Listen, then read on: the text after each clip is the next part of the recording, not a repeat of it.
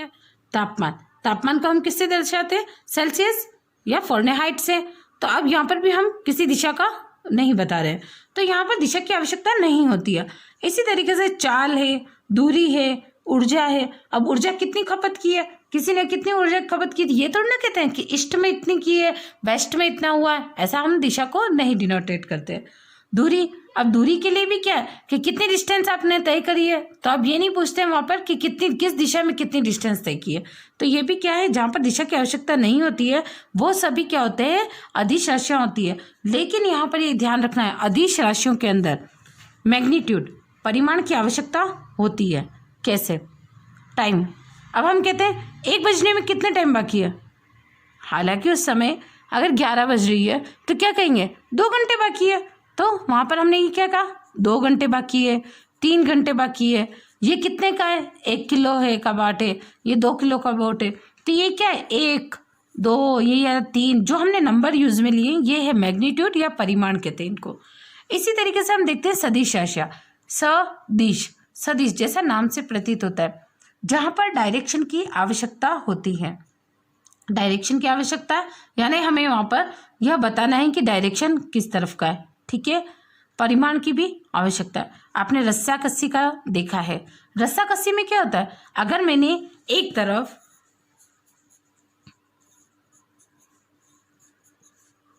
ये रस्साकस्सी है,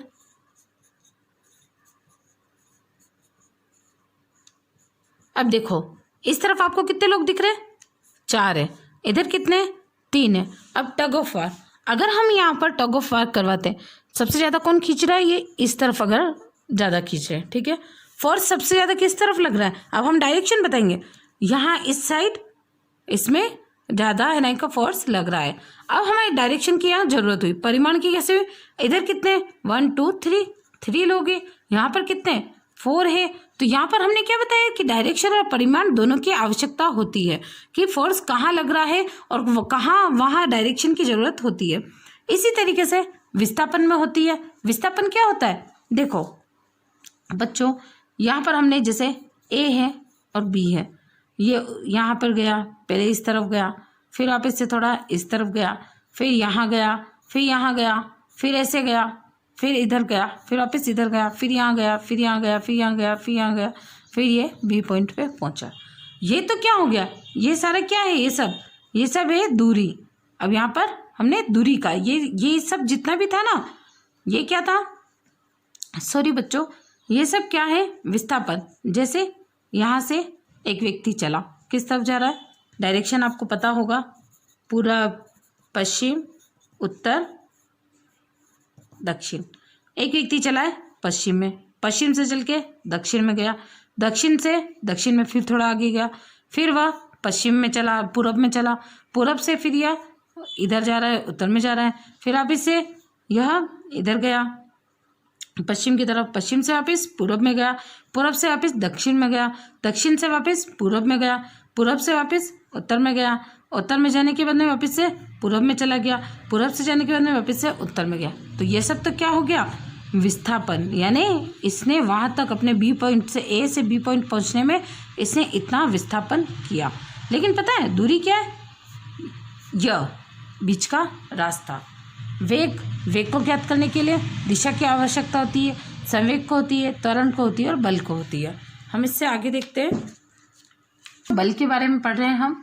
बल के प्रकार कैसे होते हैं, देखो बल का क्या है, कॉन्टेक्ट बेस पे हम देख रहे हैं कि किसी कॉन्टेक्ट बेस पे हम देख रहे हैं, ठीक है। अगर किसी वस्तु को कॉन्टेक्ट कर रहा है, दोनों ऑब्जेक्ट कॉन्टेक्ट में,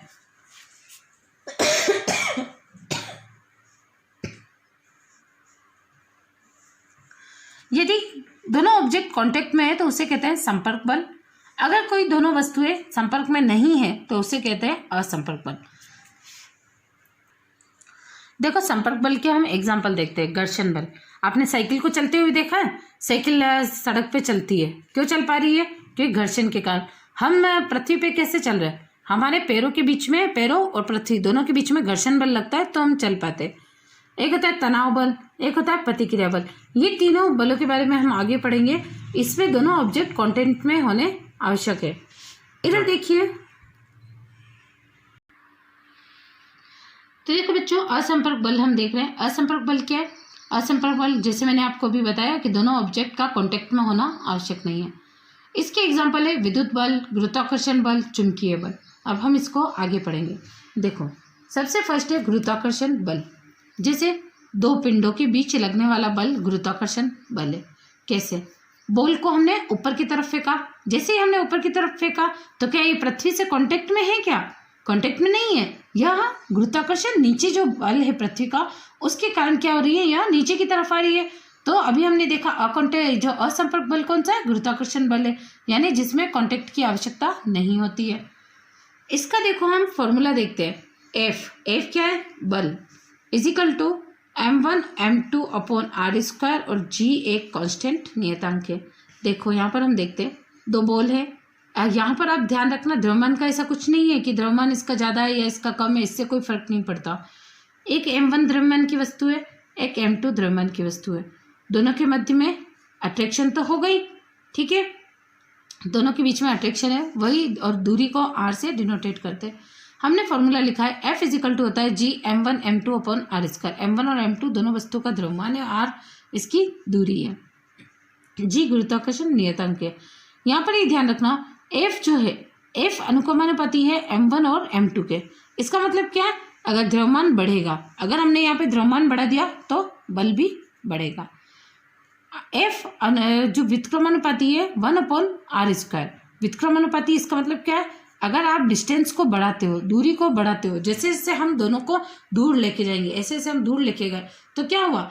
जैसे जैसे हम दूर लेके जा रहे तो दूरी अधिक हो गई है। दूरी अधिक हो गई है तो क्या हो गया? उनका आकर्षण बल भी कम हो गया, जिसके कारण फोर्स कम होगा। लेकिन जैसे जैसे हम वापस से नजदीक लेके आते, जैसे जैसे हमने दोनों द्रव्यमानों को नजदीक लेके आए तो क्या हुआ? दूरी कम होने से फोर्स अधिक लगेगा। देखो जी का जो इसका हमेशा पूछा जाता है कि इसका क्या होता है। देखो जी का जो इसका दे रखा है मान, वो होता है 6.67 इंटू 10⁻⁻11 न्यूटन मीटर स्क्वायर प्रति किलोग्राम स्क्वायर। ये कहाँ से आया? ये इसका कई बार पूछा जाता है कि जी का मात्रक क्या है, या गुरुत्वाकर्षण नियतांक का मात्रक क्या है। आपको मात्रक ध्यान रखना है, इसकी यूनिट को ध्यान रखना है। वेरी सिंपल है। फॉर्मूला क्या दे रखा है हमारा? F is equal to G m1 m2 upon r square.